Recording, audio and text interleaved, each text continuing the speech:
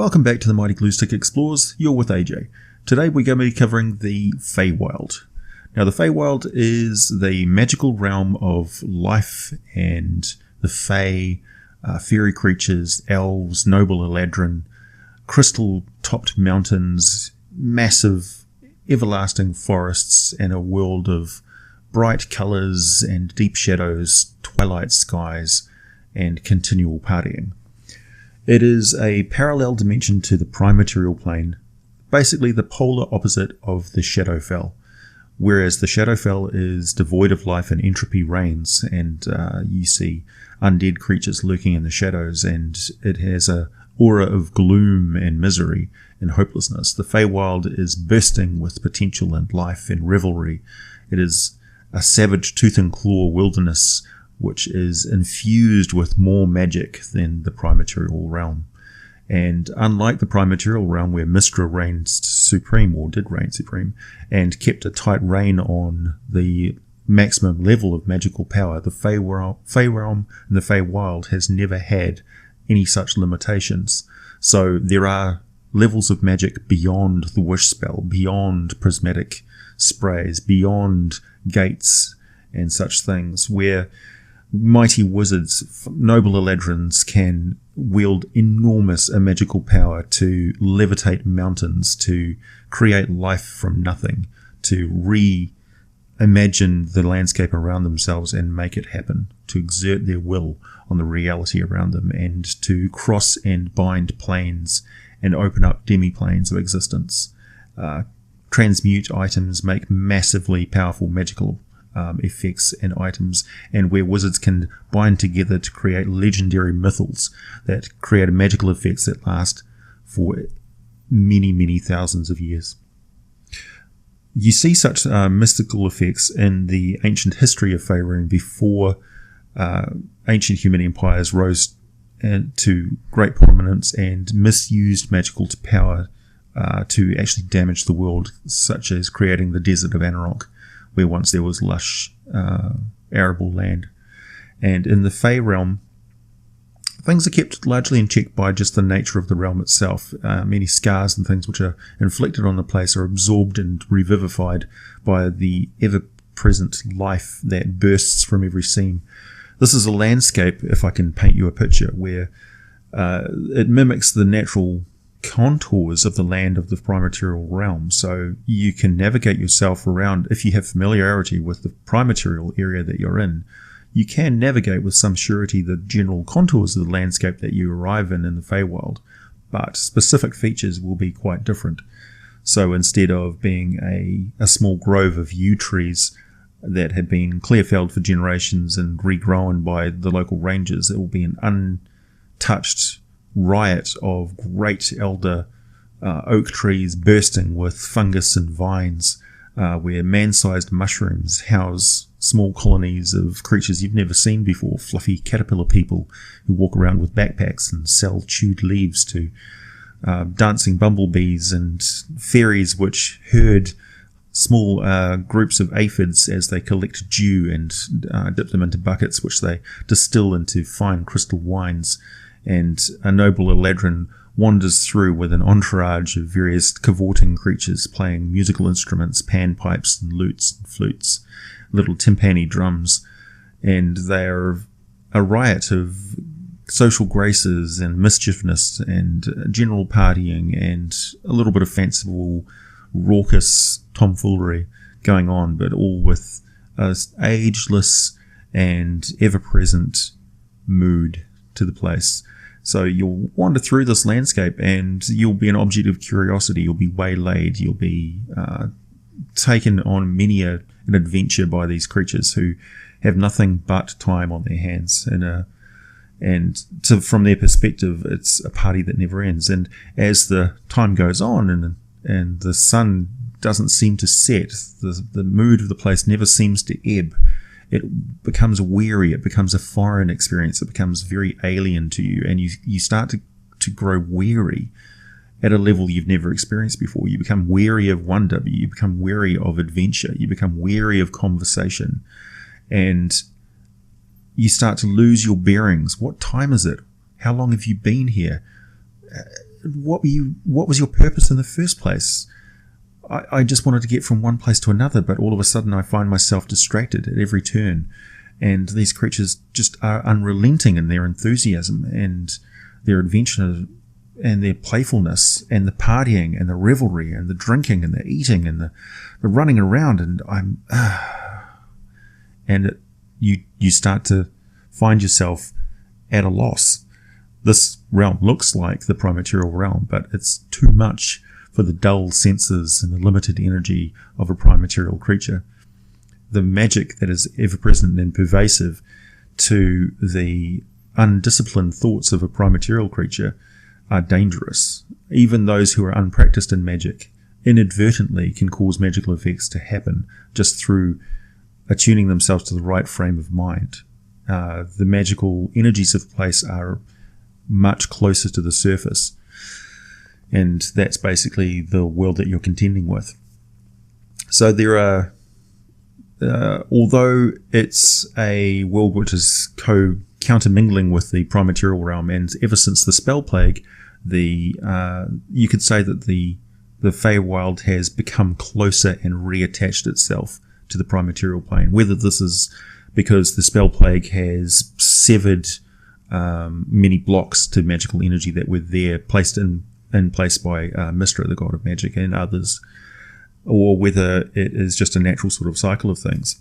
The Spell Plague has seen the Feywild reconnect, and magical creatures and effects have inserted themselves into the Primaterial realm. So fairy circles now pop up where rings of mushrooms and toadstools are ever-present portals that you can just step through into the Feywild, and areas of great natural beauty or untouched splendor find themselves, the natural magic of those places, even without the druid craft of the people who live there, form portals to the Feywild. They become natural doorways into this ever-present parallel dimension. So the elven people stem from the Feywild. They were originally members of the races that lived there, and they have their reflection in the Feywild still. The noble, once known as the High Elves, or also known as the Eladrin, are reclusive and noble creatures which are native to the Feywild, and they can be extremely powerful. Some of them who have lived for thousands of years are known as the noble Eladrin, and they are equal in power to demon princes and great lords of the infernal planes, and some of them manifest chaotic good celestial qualities where they are welcome in the celestial court as equals because of their untouched nature. So I'm going to cover some of the areas you'll hear about in the Feywild. If you go to the Wood and go into the Feywild reflection of that's called the Sildair. I'm probably mangling the pronunciation of that. It's a region of Feywild which is counterterminus, so it's part of the same place. It's a reflection of it. It's 200 to 300 miles from end to end. It's the home of the reclusive star or mithril elves, who constructed it about 2,000 years ago by breaking it off from the Feywild and turning it into a demiplane of finite size. So they actually severed it using massive power, magical power. And then as a consequence of the Feywild, that power was disrupted in 1385 Dale Reckoning, and Sildair has rejoined the Feywild and thus is now accessible. If you go through the Wood, create a portal to the Feywild, you will go into what was formerly a demiplane. So that plane has many of the same features of the hills of the Wood, and its borders match those of the Ferunian forest, and it's covering the same dells and silver bold trees and streams and forests and such. They're not as dense as the Woods. Its trees are taller and more majestic. It's an ancient forest with very little undergrowth. Phosphorescent lichens grow all over the place, silver-trunked trees with phosphorescent lichen. And it's not humid, it's quite dry and cool. And, of course, it has this soft radiance to it and this ethereal nature, and there's many stones which have been carved, and the cities of the elves are within the trees, merged with the landscape.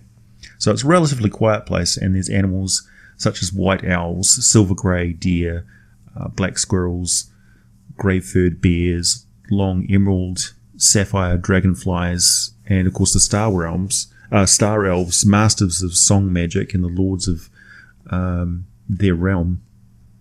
They live in elegant citadels of glass and pale white stone, so they're quite peaceful, and it's preserved a lot of its guarded secrecy as a demiplane.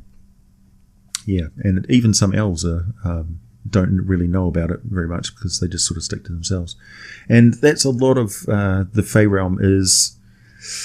There's not a lot of huge drama going on, and it's a lot more cut off. There's no open communication all over the place unless by magical means. Some of the elves don't really travel a lot. The Fey creatures tend to stick within their territories, and they wander. It's a wild place. It's an untamed place. There aren't any roads. There's no printing presses. There's no industry. There's no wagon trains per se, unless they're built for a specific purpose. There's no great amount of trade, or there's no mining and things like that unless it's for specific reasons. So a place may be known as one where some trade and industry is done, but it will be very specific and artesian, you could say. So other aspects. So let's talk about the Fey Dark is also a reflection of the Underdark of the Feywild, and that's where Fomorians live. Fomorians were once splendidly beautiful giants with great amounts of magical power, but they were corrupted by their power and their arrogance at their own perfection, and they lorded it over the Fey creatures to the point where they all turned against them and leveled a terrible curse on the Fomorians, which twisted their outside to reflect their twisted inside. So their outside is just as ugly as their moods and whims. And they still have great magical power, which rivals some of the greatest of the giants. So, yeah, they are still a part of the giant ordning, although they're so caught up in their involvement in the Feywild, they don't really interact with the material plane very much, because to them it's cutting off a lot of their magical power immediately as soon as they travel into the prime material realm, which is extremely distasteful. It's like losing half of your tool belt. So they're a Fey echo of the Titans who once lived in the prime material world. The Feywild itself is a creation of the Titans, and it's a place where many Titans still reside. So there are some of the areas of the Feywild can be weird. As I mentioned, crystal-topped, what would be a volcano in the prime material world would be a massive glowing crystal spire coming out the top of a mountain range, almost like a beast's spine has sprouted crystals, and the magical energy of that area will be infused with a primal's will, and it'll be directed. So there is wild and unkempt sort of nature chaos magic going on in the Feywild, but there's also a lot of ancient remnants of magic and will. So there's echoes of past events and past creatures.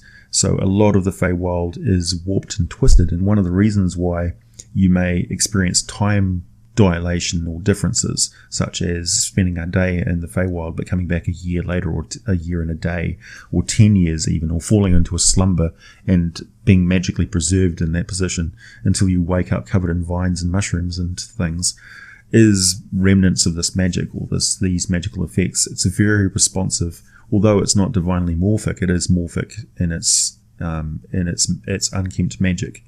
It's uncontrolled magic. It's natural and rather chaotic magic, which still has its own flows. So there's ley lines and areas of great magical power, and there's magic areas that aren't so incredibly magical, that are quite similar to the prime material plane in some regards. But still, yeah.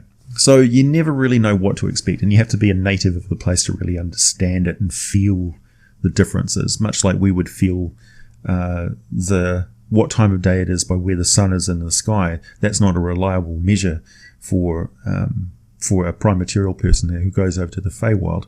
However, they have different feelings and moods and ebbs and flows of natural energies which they are attuned to, which we are not. So, there's an ancient race which is pretty much one of the creator races. It's the race which we call the Fey. They are the precursor race of the Eladrin and the Elves.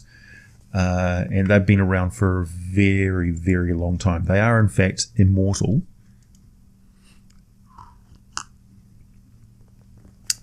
Excuse me. They are called the Lachey. So the Lachey are a immortal, albino, elf-like fey creature of extraordinary magical power that most believe we're one of the creator races. So they're tall and thin and look like elves, but they've got dark, deep black eyes. Even the whites of their eyes are black, and they've got less pointed ears than elves do. And yeah, otherwise they are quite stark and white. They only die if they are killed by some external force. They do not die of disease or old age. So they've got a vast array of magical powers inherent to themselves. Most notable is their ability to charm other creatures simply by looking at them, and a strange power of forming weapons out of nothing by power of thought alone.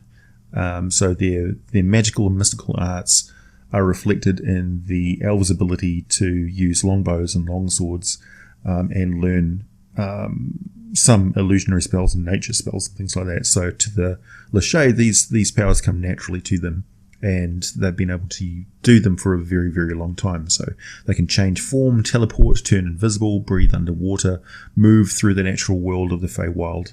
The thick undergrowth and the thorny brambles and things like that are no hindrance to them whatsoever. In fact, with a look, they can cause mobile plants to move aside. So despite all of these powers, on par with the oldest of dragons, Lachey tended to avoid initiating combat, and although they were superb fighters, they preferred to act on the defensive and move away and think about things and come up with a smarter plan than getting into physical brawls with things. So these are creatures which they take the extreme long view, and they ponder and think about things very carefully. Also, they have a massive wealth of experience, so they may just act extremely quickly at other times where they've done something 1,000 times before, even though it may seem like a particularly complicated set of procedures or a unique set of events. Through the benefit of living for thousands of years, it may be just like something that they experience as if it was yesterday, but it could have been 1,200 years ago, where they faced a similar situation, and they're not reacting to it emotionally. It's just this sort of thing again. It's another uprising with a popularist, charismatic leader of a church faith who is plotting to do this and that and that. I've done all this before. And they simply just nip it in the bud very effectively. But they don't like to get involved. They don't like to take a prominent place. They don't like to risk themselves by exposure. They don't seek celebrity. They don't seek renown. And so they have passed through history as this creator race, this race which has been around for forever, who created the elven race. Which is just mind-boggling, really. So they saw a great amount of history. And yeah, also there's the Archfey. So Archfey are Fey beings who gained great power and established a position of preeminence among the Fey kind.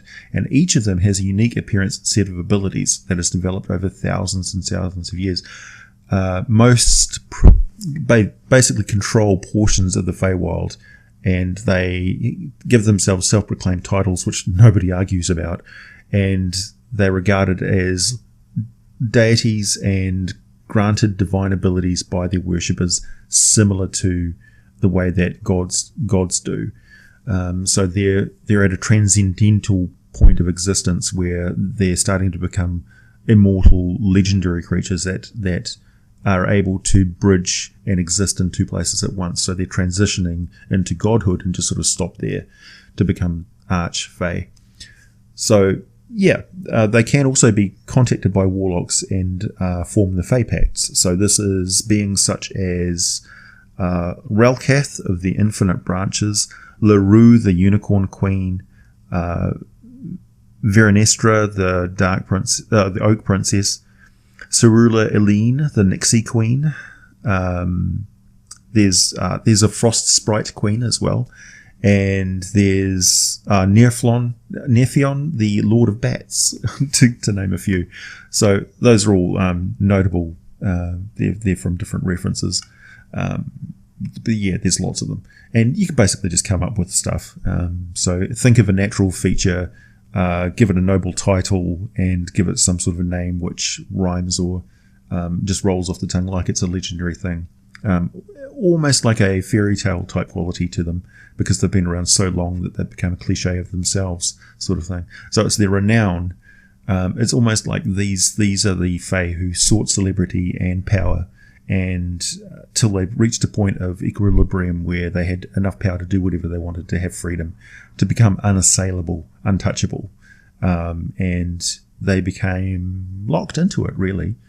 So they've reached the fullness of their development, so to speak. They don't plot or seek more power, and they have ongoing rivalries amongst themselves, or friendships, and where, much like superpowers of Earth, they rub shoulders in different territories that are claimed by both, but they don't really interact in a conflict full on between themselves, because it would be far too destructive to the Feywild, and could actually disrupt the balance and cause all sorts of untold damage from the unleashing of raw magical power. And of course, primordials may sleep in the Feywild, or be lulled in the Feywild, or cause area effects and distortions in time and space in the Feywild. And they're if things get too raucous, they may actually be woken and not be very happy about it, and cause all sorts of problems. So yeah, there's all sorts of different rules and regulations that are unspoken in the Feywild, and lots of legends and things which you may come across in sometimes innocuous ways. So so Fey creatures, there's all sorts of them. They've got dryads, nymphs and satyrs. They've got pixies and sprites. You've got brownies and leprechauns. These are all first edition Fey creatures. So they share a lot in common. They use trickery and magic. They're small generally and light, waif-like. They don't have to struggle a lot physically, because life in the Feywild is not often very troublesome. They don't have a lot of bad weather. Things are pretty much the same all the time. So they don't have to struggle to get the necessities of life. Food is abundant in the Feywild. They also have a greater resistance to the illusionary magics and charm and things that can sway the mind and lull the senses.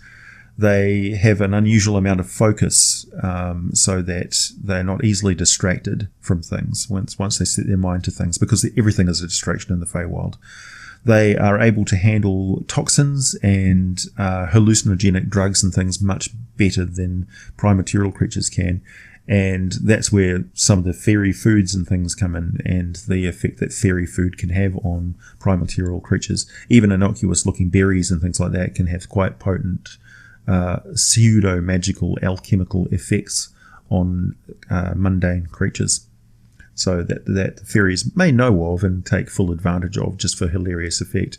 So for them, creatures from the prime material plane are a little bit sad, a little bit numb, a little bit dull, a little bit uninteresting.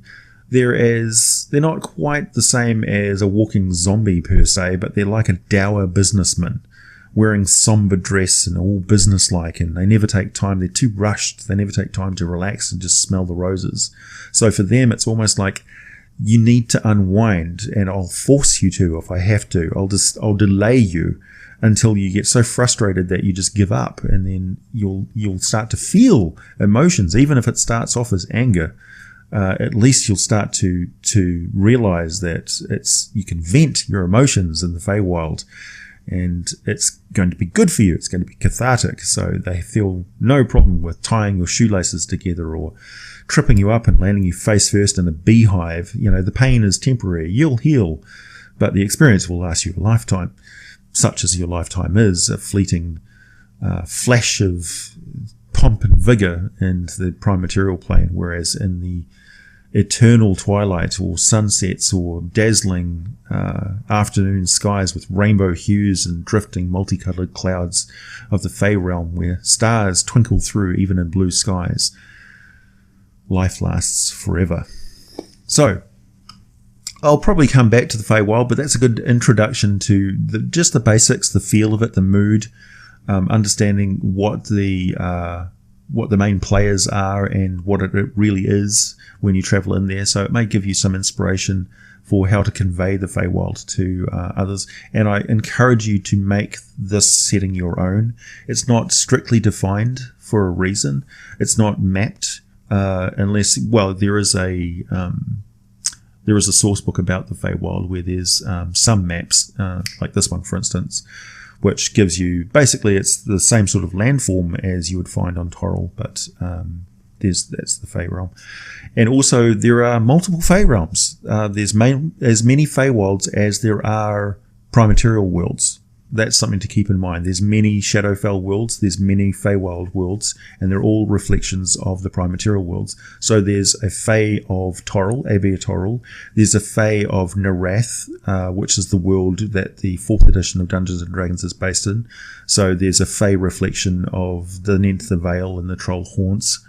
There's a Feywild of Eberron. There's a Feywild of Greyhawk. These are all different places, and they're all different. They've got their own Fey lords and ladies. They've got their own different things going on, and they've got their own features and things like that. So, yeah, there's a possibility that you could jaunt not only through the Feywild, but you could easily cross into another Feywild realm without realizing that you've just plane shifted to another Primaterial plane, and you may come back out of the Feywild thinking everything's going to be fine.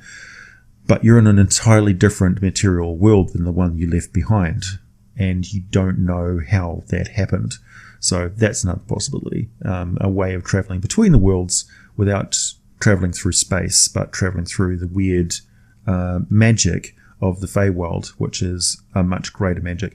Also, bear in mind, because there are no great limitations on the spell magic that you can use, wizards from the Primaterial plane may cross over into the Feywild for the very fact they can enact magical power, which is not limited by, it's not like they don't face the same divine resistance to magical power that they do in the Primaterial realm. So they can do things which are possibly dangerously powerful in the Feywild, channel more power than they could possibly do so in the Primaterial realm. So wizards may actually cross over to the Feywild to fight, or they may cross over to research spells of legend. So they may unleash things that they didn't know existed because they could never actually do it back in the Primaterial realm. So unleashing things which are as powerful or more powerful than wishes over in the Primaterial. So yeah, there's lots of different possibilities, and that's just a couple. So I'll leave it there. I'll be back very shortly on the weekend with my usual monster ecology video. And this time we're going to be facing a interesting creature. It's another playable race, actually, just to give you a hint. A bit broken, if you ask me. But there it is. And there's also a very interesting backstory to it, which ties in a lot with other planes of existence and other realms and things and great events back in the Dawn War. So I'm looking forward to it and to explaining exactly where they come from and what their motivations are. And another interesting creature race, which I quite enjoy, which you won't have heard about unless you actually were a player of 4th edition. So those of you who have skipped over the 4th edition, I've got some stuff in store for you which you're going to enjoy.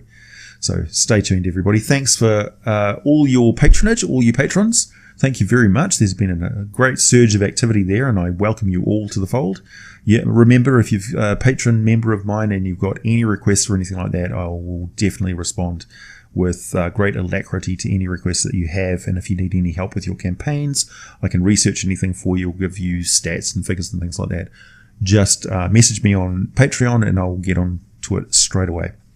Everybody else, thank you very much for listening and watching, and I'll see you again soon.